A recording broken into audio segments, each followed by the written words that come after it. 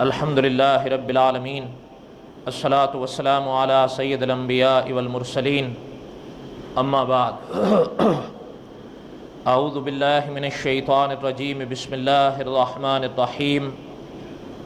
ومن یشاقق الرسول من بعد ما تبین لہ الہدی وَيَتَّبِعْ غَيْرَ سَبِيلِ الْمُؤْمِنِينَ نُوَلِّهِ مَا تَوَلَّى وَنُصْلِهِ جَهَنَّمَ وَسَاءَتْ مَصِيرًا۔ صدق اللہ العظیم وبلغنا رسولہ النبی الکریم ونحن علی ذلک لمن الشاہدین والشاکرین والحمد للہ رب العالمین۔ اللہم صلی علی محمد وعلی آل محمد کما صلیت علی ابراہیم وعلی آل ابراہیم انک حمید مجید۔ اللہم بارک علی محمد وعلی آل محمد کما بارکت علی ابراہیم وعلی آل ابراہیم انک حمید مجید۔ جیسا کہ آپ سب جانتے ہیں، آج ماہ رمضان کا آخری دن ہے اس سال، اور اللہ تعالیٰ کی عنایت سے جمعہ بھی ہے، اور پھر اس پر مزید اللہ تعالیٰ کی عنایت کے ایک ماہ رمضان میں ہمارا یہ 5واں جمعہ ہے۔ ایسی بات کبھی کبھی جمع ہوتی ہے، بالعموم 4 جمعے آتے ہیں، اور آج جمعہ بھی ہے اور آخری روزہ بھی ہے، اور کسی وجہ سے 29 پر کوئی بحث ہو بھی جائے لیکن جب 30 ہو گئے تو پھر پک ہو گئے، ہے یا نہیں؟ کوئی شک رہتا ہی نہیں۔ ہاں اللہ کہ اگر 29 پر چاند نظر آ جائے تو پھر بات ختم۔ بہرحال دعا کریں کہ اللہ تعالی یہ موقع پھر نصیب فرمائیں۔ آج شام کو یہ ماہ رخصت ہو جائے گا، بلکہ بقول ہمارے علماء کے حدیث شریف کی روشنی کے مطابق ان کی یہ بات ہوتی ہے کہ آج جیسے ہی سورج ڈھلے گا تو شیطان کھلے گا۔ ایسا ہی ہے نا؟ اس لیے کبھی کبھی آپ غور کریں تو عام طور پر جو لوگ ماہ رمضان میں عبادات میں مصروف رہتے ہیں، عید کی رات میں وہ عام طور پر پھر کمزوری کا مظاہرہ کرتے ہیں۔ حالانکہ اگر غنیت الطالبین کو سامنے رکھیں یا دوسرے اور علماء کے فرامین کو سامنے رکھا جائے، عید کی رات امید کی رات ہوتی ہے۔ اور یہ تو بہرحال خیر ایک الگ موضوع ہے، میں دوسری طرف چلا جاؤں گا۔ دعا کریں اللہ تعالی ہم سب کو یہ مواقع پھر نصیب فرمائیں، اور میں دل سے دعا کرتا ہوں کہ اللہ تعالیٰ تمام عبادات کو قبول فرمائیں، ہر عابد کی ہر عبادت کو قبول فرمائیں۔ اللہ تعالیٰ پوری امت کے حال پر رحم فرمائیں۔ یہ دعاؤں کے مواقع ہیں، پتہ نہیں پھر نصیب ہو نہ ہو۔ چونکہ وقت تھوڑا ہے، میں تھوڑی سی باتیں تراویح کے موضوع پر ہی عرض کرنا چاہتا ہوں، چونکہ اس ماہ مبارک کا ہر جمعہ میں نے تراویح کے متعلق کچھ باتیں عرض کی ہیں۔ آپ براہ راست کہیں یا کسی وجہ سے آپ ان کو تھوڑا ہٹا ہوا کہیں، لیکن بات سمجھانے کی غرض ہوتی ہے۔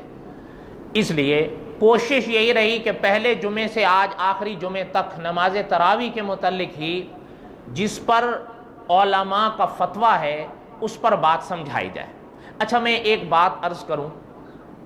جب پچھلا جمعہ میں نے پڑھایا تو ہمارے آقے بابو مجھے ہنس کے کہہ رہے تھے جمعے کے بعد کہ یہ جو آپ نے بیان کیا ہے نا، اس بیان کے بعد ذرا کامنٹس بھی پڑھیے گا۔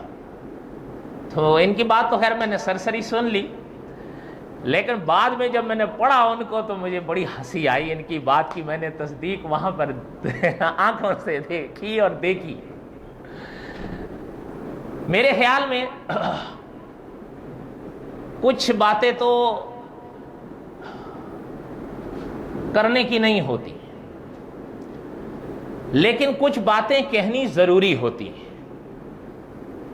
لیکن میں ایک بات میں نے شروع سے سامنے رکھی ہے، اہل حدیث باصطلاح جدید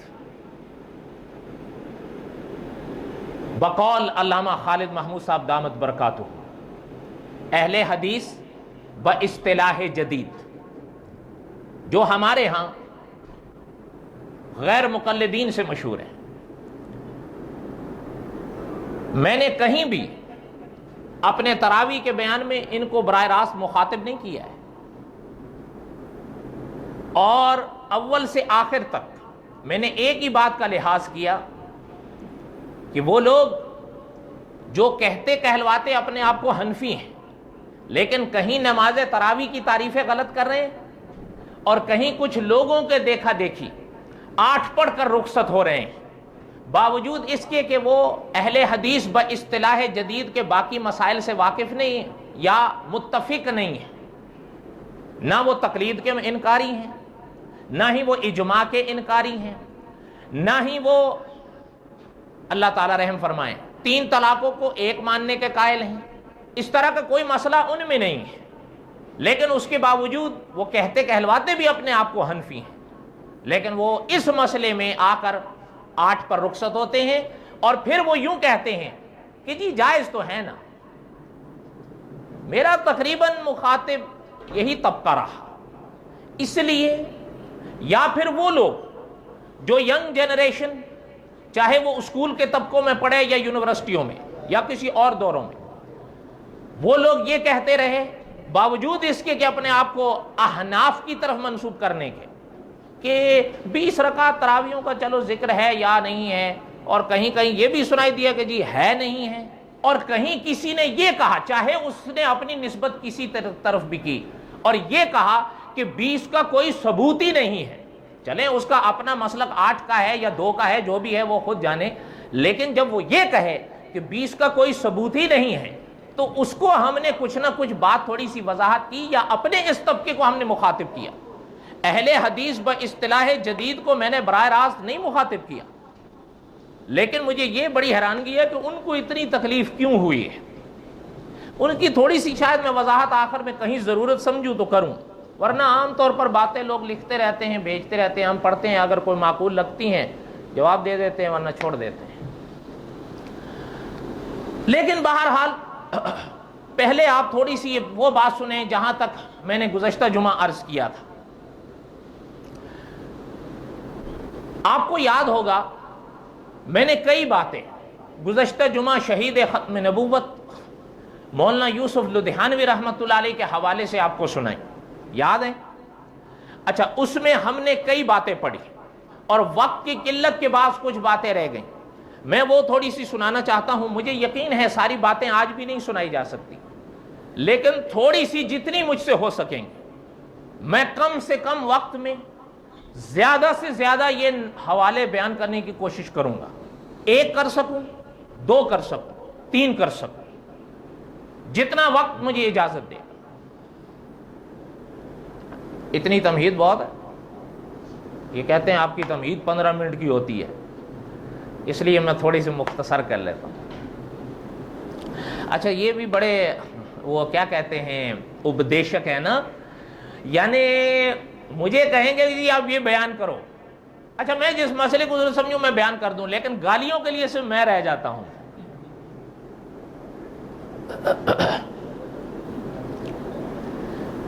ہاں، ویسے آپ سے ایک گزارش کروں گا، غور سے دھیان سے باتوں کو سنیں، یہ کوئی تقریر نہیں ہے، ایک درس ہے، اس کو ذہن نشین کر کے جائیں۔ اگرچہ اس ماہ رمضان کی تراویح کل اختتام، لیکن انشاءاللہ اگر ہماری زندگی رہی تو آئندہ نماز تراویح آئے گی یا نہیں آئے گی؟ ہو سکتا ہے آپ ہم نہ رہیں، ہماری نسلیں رہیں، یا ہماری نسلیں نہ رہیں، کچھ تو مسلمان تو رہیں گے، ہو سکتا ہے ہمارا پیغام ان تک بھی پہنچے۔ تو ایک پیغام میں ان کو جو پہلے بھی میں نے کہا، میں اب بھی کہتا ہوں، اور وہ بھی میں نے اپنی طرف سے نہیں کہا تھا، شیخ الاسلام والمسلمین مفتی محمد تقی عثمانی صاحب کی بات سنائی تھی کہ حضرت نے فرمایا تھا کہ اپنے اکابر کے سائے کے نیچے رہو، ورنہ فتنے ہر لحاظ سے گھیریں گے تمہیں۔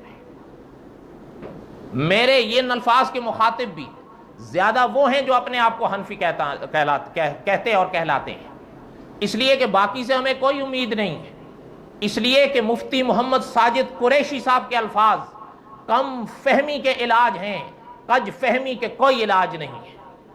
اور ہم نہیں بھولے اس کتاب کو جس طبقے کے بارے میں وہ کتاب مولانا پالن حقانی مرحوم نے لکھی ہے، میری نہیں لکھی بھی، اس کتاب کا حضرت نے نام ہی یہی رکھا ہے، ضد میں ابلیس سے آگے۔ ہمیں ان لوگوں سے کوئی امید نہیں ہے اصلاح۔ دعا کر سکتے ہیں، دعا کر سکتے ہیں، وہ ہمارے بس میں ہے، اور ہم دعا کرتے ہیں کہ اللہ تعالیٰ پیغمبر علیہ السلام کی امت کو اتفاق نصیب فرمائے۔ بات سنا رہا تھا حضرت لدھیانوی رحمۃ اللہ علیہ کی، یہاں تک میں نے سنائی تھی بات کہ حضرت عمر بن خطاب رضی اللہ تعالیٰ نے کس سن میں تمام صحابہ کو، آپ صلی اللہ علیہ وسلم کی امت کو مدینہ طیبہ میں نماز تراویح پر اور نماز تراویح کی کتنی رکعتوں پر اکٹھا کیا تھا۔ ہم نے یہ مضمون کچھ پڑھا تھا، کون سے سن میں پڑھا تھا، کون سے سن کے حوالے سے پڑھا تھا؟ سن 1400 ہجری، سن 1400 ہجری۔ اب یہاں سے اگلی عبارت سنیں۔ شہید ختم نبوت مولانا یوسف لدھیانوی رحمۃ اللہ علیہ لکھتے ہیں کہ یہ خلافت فاروقی کے دوسرے سال یعنی سن 14 ہجری کا واقعہ ہے۔ حضرت عمر رضی اللہ تعالی عنہ کے زمانے میں عہد میں کتنی رکعتیں پڑھی جاتی تھیں، اس کا ذکر حضرت صائب بن یزید صحابی رضی اللہ عنہ کی حدیث میں ہے۔ حضرت صائب سے اس حدیث کو 3 شاگرد نقل کرتے ہیں، حضرت پھر نمبر وار ان کے نام لائے ہیں، اس لیے میں وہ حصہ تھوڑا سا چھوڑتا ہوں تاکہ وقت بچے، صرف آپ خلاصہ سنیں۔ ترجمہ حضرت نے متن بھی لکھا، ترجمہ بھی لکھا۔ ترجمہ شہید ختم نبوت مولانا لدھیانوی رحمۃ اللہ علیہ کا ہے۔ حضرت نے لکھا ہے کہ علامہ ابن عبد البر رحمۃ اللہ علیہ، ابن عبد البر رحمۃ اللہ علیہ فرماتے ہیں کہ حارث بن عبد الرحمن بن ابی رحمہ اللہ نے حضرت صائب بن یزید رحمۃ اللہ علیہ سے روایت کی ہے کہ حضرت عمر رضی اللہ تعالیٰ عنہ کے عہد میں 23 رکعتیں پڑھی جاتی تھیں۔ ابن عبد البر رحمۃ اللہ علیہ فرماتے ہیں کہ ان میں 20 تراویح اور 3 رکعتیں وتر کی ہوتی تھی۔ اسی پر آپ کا اور ہمارے ہاں عمل ہے یا نہیں؟ اگلی بات سنیں۔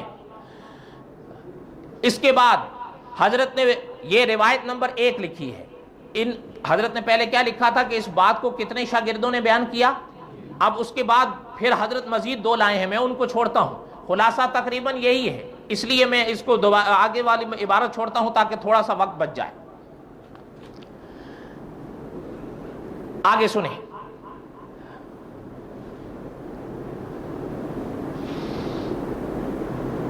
اس مضمون کے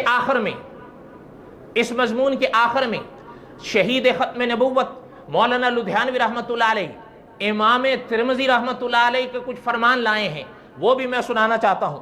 ترمذی شریف بھی میں لایا ہوں، وہی بات ہے جو وہاں لکھی ہے، حضرت نے اس کا ترجمہ کیا ہے، میں اسی پر اکتفا کرتا ہوں۔ ترمذی شریف کوئی ایسی کتاب نہیں ہے کہ جو نایاب ہو یا ملتی نہیں ہو، اکثر جگہوں پر موجود ہے، اس کو پڑھیں اور اس عبارت کی خود تصدیق کر لیں۔ شہید ختم نبوت مولانا لدھیانوی رحمۃ اللہ علیہ لکھتے ہیں، ترجمہ امام ترمذی رحمۃ اللہ علیہ کے الفاظ کا سنیے۔ حضرت لکھتے ہیں تراویح میں اہل علم کا اختلاف ہے، یہ امام ترمذی کا جملہ لکھ رہے ہیں، حضرت کے فرمان کا ترجمہ لکھ رہے ہیں۔ تراویح میں اہل علم کا اختلاف ہے، بعض وتر سمیت 41 رکعت کے قائل ہیں۔ کتنی رکعت کے قائل ہیں؟ 41۔ اچھا، اس کے میں کہیں کہیں تھوڑا سا خیال پیدا ہوتا ہے، لیکن پہلے آپ تھوڑا سا سن لیں اس کو۔ بعض وتر سمیت 41 رکعت کے قائل ہیں، اہل مدینہ کا یہی قول ہے۔ اچھا، یہ بات بھی ذہن میں رکھیں، امام ترمذی آج کے عالم ہیں، صدیاں گزر گئی ہیں، اس لیے اگر کوئی اسی لفظ سے آپ کو تعجب ہونے لگے کہ مدینہ میں اب تو 20 ہو رہی ہیں، یہاں پر 41 کے ساتھ مدینہ کا ذکر آ رہا ہے، تو وہ زمانہ اپنے ذہن میں رکھیں آپ کہ امام ترمذی آج کے ہیں، وتر سمیت 41 رکعت کے قائل ہیں، اہل مدینہ کا یہی قول ہے، اور ان کے یہاں مدینہ طیبہ میں اسی پر عمل ہے، اور اکثر اہل علم 20 رکعت ہی کے قائل ہیں، جو حضرت علی، حضرت عمر اور دیگر صحابہ اکرام رضی اللہ عنہم سے مروی ہیں۔ اب 20 کا ثبوت صحابہ سے ہوا یا نہ ہوا؟ اور اس ثبوت کو کون ذکر فرما رہے ہیں؟ امام ترمذی رحمۃ اللہ۔ بات سمجھ میں آ رہی ہے یا آپ کو سمجھ میں نہیں آ رہی ہے بات؟ आगे हजरत लिखते हैं सुफियान सौरी रहमहुल्लाह, अब्दुल्ला बिन मुबारक रहिमहुल्लाह और शाफी रहिमहुल्लाह का यही कौल है। आगे हजरत ने लिखा है कि इमाम शाफी रहमतुल्लाह अलैह फरमाते हैं कि मैंने अपने शहर मक्का मुकरमा में लोगों को 20 रकत पढ़ते ही पाया है। समझ में आई बात या नहीं समझ में आई? अच्छा, हरमैन शरीफैन के इस हवाले से मक्कातुल मुकरमा में इमाम शाफी क्या फरमा रहे हैं? कितनी रकतों पर मक्का मुकरमा वालों को पाया? और आज कितनी पर है मक्का मुकरमा वाले? आज एक शख्स लिखकर भेजता है कि इमाम 2 हैं, एक 10 पढ़ाता है, एक 10 पढ़ाता है, लिहाजा 20 नहीं हुई। क्या यही है तुम्हारी क्या ये माना सही किया जा रहा है? आप बताएं, अगर एक इमाम 10 पढ़ाता है, दूसरा इमाम 10 पढ़ाता है, कुल कितनी हुई? कितनी हुई बोलो? 20 हुई। 20 हुई या नहीं हुई? अच्छा, तो क्या कहना चाहते हो कि वो जो है वो खुद 8-8 पढ़ा रहे हैं या 10-10 पढ़ा रहे हैं? मैं आपसे 8-8 पढ़ा रहे हैं या 10-10 पढ़ा रहे हैं? तो अगर 8 ही सुन्नत हैं तो फिर ये जो 10 पढ़ा रहे हैं तो इस अमल से तो फिर भी वो निकल गए? नहीं निकले। ज्यादा आप यही कहोगे कि जी आप 12 पढ़ते हो और वो 2 पढ़ते हैं, तो अगर हम 12 पढ़कर बड़े बिदती हुए तो कम से कम तुम्हारे बकौल वो 2 पढ़ के छोटे बिदती तो बन जाएंगे या नहीं बन जाएंगे? यार आप लोग भी बोलते नहीं हो अल्लाह के बंदे, बिल्कुल ही जितनी मर्जी तकरीर में जोर लगा लो। इन्ना लिल्लाहि व इन्ना इलैहि राजिऊन।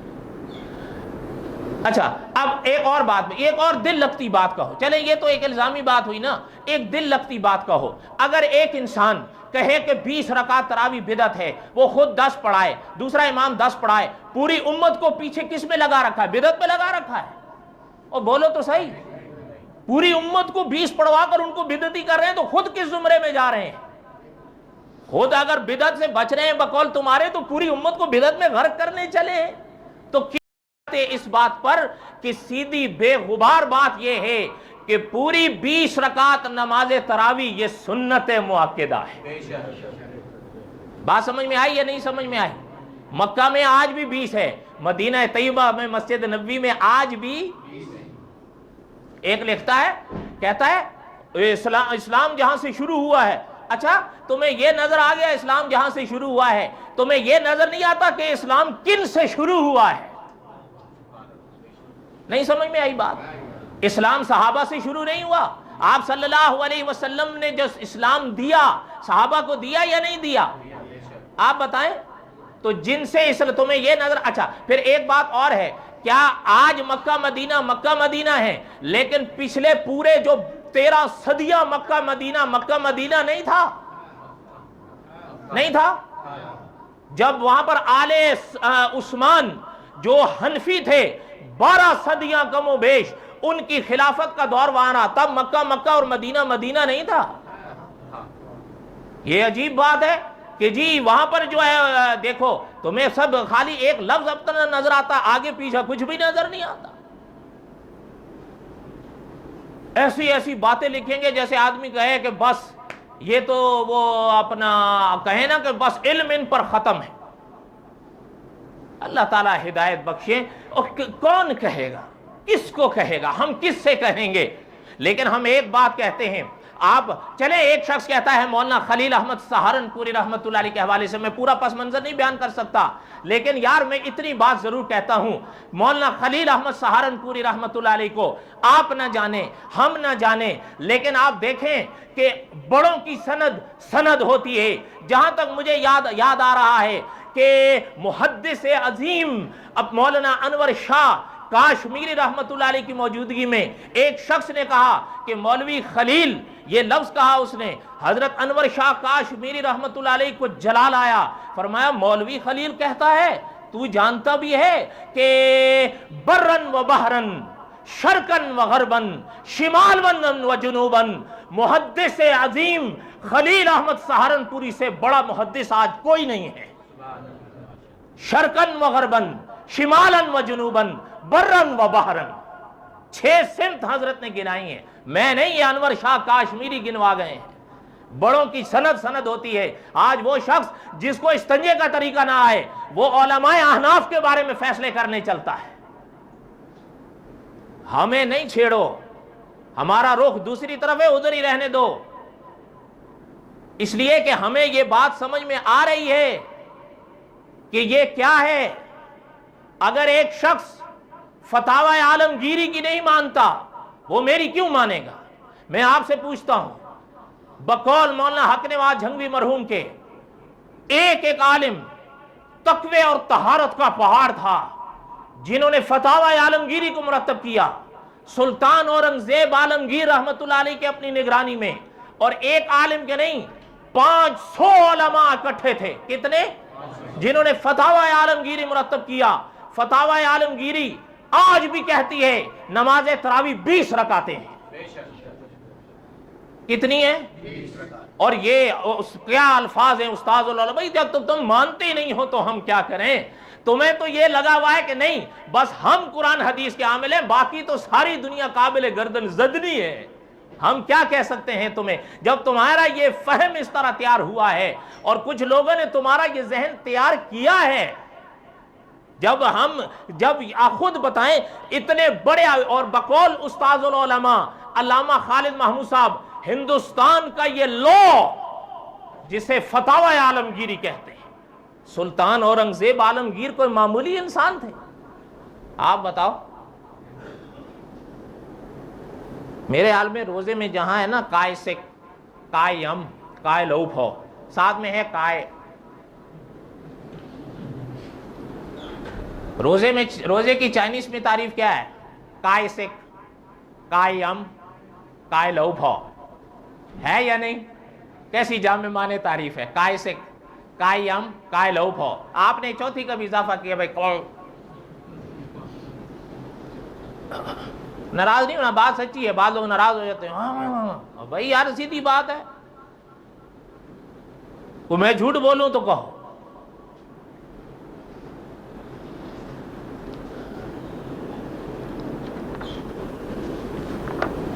امام ترمذی کے الفاظ سمجھ میں آئے یا نہیں سمجھ میں آئے؟ آگے سنیں. کاش میں آپ کو یہ پورا مضمون سنا سکتا، لیکن سنانے کے ساتھ ساتھ سمجھانا بھی تو پڑتا ہے.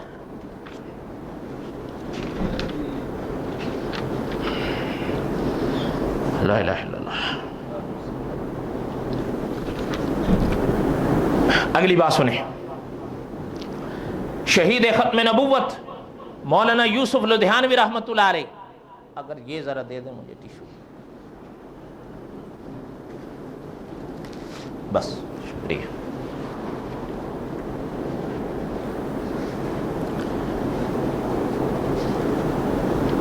شہید ختم نبوت مولانا یوسف لدھیانوی رحمۃ اللہ علیہ، علامہ ابن قدامہ حنبلی رحمۃ اللہ علیہ المغنی کے الفاظ کا ترجمہ لکھتے ہیں. متن لکھنے کے ساتھ حضرت نے ترجمہ لکھا ہے کہ شہید ختم نبوت مولانا لدھیانوی رحمۃ اللہ علیہ لکھتے ہیں المغنی کے حوالے سے علامہ ابن قدامہ رحمۃ اللہ علیہ کے جملے کہ ہماری دلیل یہ ہے کہ حضرت عمر رضی اللہ تعالیٰ نے جب لوگوں کو حضرت ابی بن کعب رضی اللہ تعالیٰ پر جمع کیا تو وہ ان کو 20 رکعتیں پڑھاتے تھے. اس سلسلے کی روایات نیز حضرت علی رضی اللہ عنہ کا اثر ذکر کرنے کے بعد لکھتے ہیں وَهَذَا كَالْإِجْمَاعِ، اور یہ بمنزلہ اجماع صحابہ کے ہے. کتنے پر ہوا صحابہ کا اجماع؟ علامہ ابن قدامہ رحمۃ اللہ علیہ کا اور جملہ بھی لائے ہیں، وہ بھی تھوڑا سا سن لیں.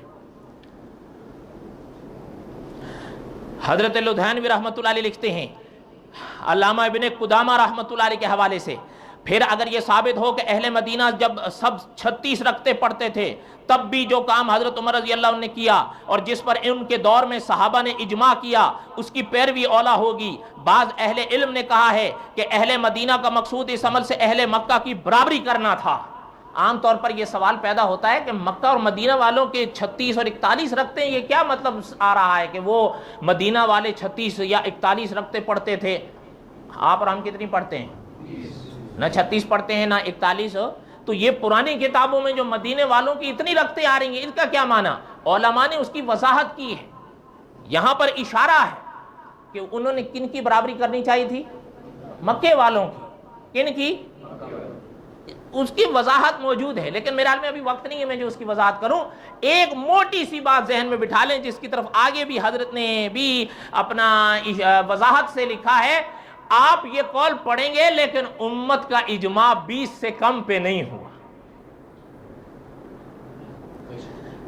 ایک اور چیز سنتے چلے جائیں، شہید ختم نبوت علامہ لدھیانوی رحمۃ اللہ علیہ، علامہ شیخ منصور بن یونس حنبلی رحمۃ اللہ علیہ، یہ 11ویں صدی کے عالم گزرے ہیں، ان کے الفاظ لا رہے ہیں۔ اگر چلو یہاں پر پہلے حوالے تو ان کی بھی آپ سنتے چلے جائیں نا، اگر ضد حنفیوں سے ہے تو باقی کی بھی سن لیں۔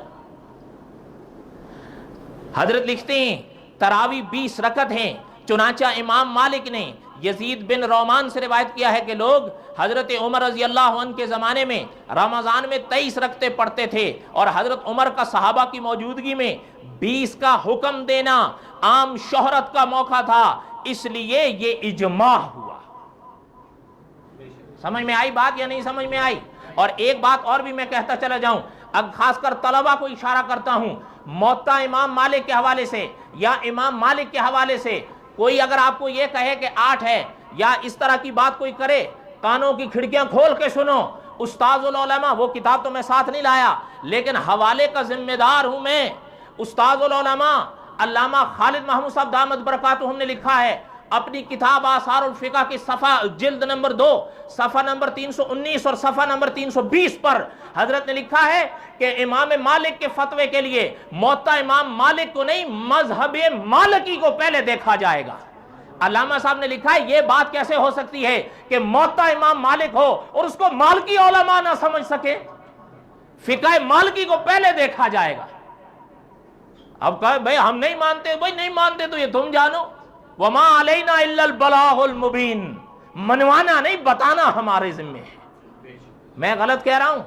آج الحمدللہ میرا گلا ٹھیک ہے، میں تو ابھی تھوڑی رفتار پہ چل رہا ہوں، اب میں تھوڑا سا زور لگاؤں تو آپ تو ویسے ہی چپ ہو اور مزید چپ ہو جاؤ گے۔ یہاں تک کوئی بات سمجھ میں آئی ہے؟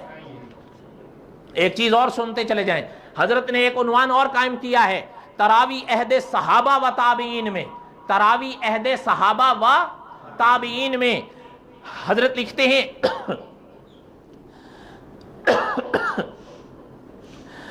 شہید ختم نبوت مولانا لدھیانوی رحمۃ اللہ علیہ بڑی عجیب بات لائیں، سنیں ذرا نمبر وار سنیں۔ حضرت صاحب رضی اللہ عنہ کی روایت اوپر گزر چکی ہے جس میں انہوں نے عہد فاروقی رضی اللہ عنہ میں 20 کا ذکر کرتے ہوئے اسی سیاق میں عہد عثمانی کا ذکر بھی کیا ہے۔ پتہ چل رہا ہے عہد فاروقی میں بھی تراوی 20 رکعت، عہد عثمانی میں بھی تراوی 20 رکعت۔ اب ذرا آگے سنیں، عنوان نمبر 2 ابن مسعود رضی اللہ عنہ جن کا وصال عہد عثمانی کے آخر میں ہوا ہے، وہ بھی 20 رکعتیں پڑھا کرتے تھے۔ یہ حضرت ابن مسعود کی بات ہو رہی ہے، ٹھیک ہے؟ کتنی پڑھتے تھے؟ اب آ جائیں کہ عہد فاروقی ہوا، عہد عثمانی ہوا، ان کے بعد عہد اب سنیں حضرت علی کے بارے میں شہید ختم نبوت لکھتے ہیں عبد الرحمن سلمی رحمہ اللہ فرماتے ہیں کہ حضرت علی رضی اللہ تعالیٰ نے رمضان میں قاریوں کو بلایا، ان میں سے ایک شخص کو حکم دیا کہ 20 رکعتیں پڑھایا کرو، اور وتر حضرت علی خود پڑھاتے تھے۔ سمجھ آئی بات یا نہیں سمجھ آئی؟ اب اور کتنے حوالے کریں؟ حضرت نور الحسن بخاری رحمۃ اللہ علیہ کے الفاظ کہ 2 اشک بھی کافی ہیں گر کچھ اثر رکھیں۔ کتنے پڑھتے چلے جائیں، لیکن جنہوں نے نہیں ماننی انہوں نے کسی صورت نہیں ماننی ہے، نہیں ماننی۔ اچھا اس میں اور بھی بڑے حوالے ہیں، لیکن میں ایک چیز، حضرت نے ایک اور عنوان قائم کیا ہے تراوی ائمہ اربعہ کے نزدیک، تراوی ائمہ اربعہ کے نزدیک۔ اللہ کے بندو، ابتدا میں شہید ختم نبوت لدھیانوی رحمۃ اللہ علیہ نے بڑی عجیب بات لکھی ہے، میں صرف اشارہ کر رہا ہوں، جوں کا تو نہیں لیکن مضمون وہی ہے، اس بات کو پلے باندھ لو۔ کبھی کبھی احادیث میں اختلاف ہوتا ہے کسی مسئلے پر، ان ائمہ اربعہ میں 4 اہل سنت اماموں میں اختلاف ہوتا ہے، کبھی کبھی ان کے دلائل اپنے ہوتے ہیں، راج مرجوع یا کسی اور مسئلے پر عمل اپنا ہوتا ہے، اس پر بحث نہیں ہے، لیکن یہ مسئلہ ایسا ہے تراوی کی 20 رکعتوں کا، یہ مسئلہ ایسا ہے تراوی کی 20 رکعتوں کا، امام اعظم ابو حنیفہ رحمۃ اللہ علیہ بھی فرماتے ہیں 20 ہیں، امام مالک بن انس رحمۃ اللہ علیہ بھی فرماتے ہیں 20 ہیں، امام شافعی رحمۃ اللہ علیہ بھی فرماتے ہیں 20 ہیں، امام احمد بن حنبل رحمۃ اللہ علیہ بھی فرماتے ہیں 20 ہیں۔ چاروں متفق ہیں. جب چاروں متفق ہیں تو پھر آپ اس کے بعد آپ کے لیے ہمارے لیے کون سی گنجائش رہی؟ پھر جو کہتے ہیں کہ 20 کا کوئی ثبوت نہیں ہے، میں قرآن سر پہ لے کے بولتا ہوں جھوٹ بولتے ہیں. قرآن سر پہ رکھ کے کہیں کہ 20 کا کوئی ثبوت نہیں ہے.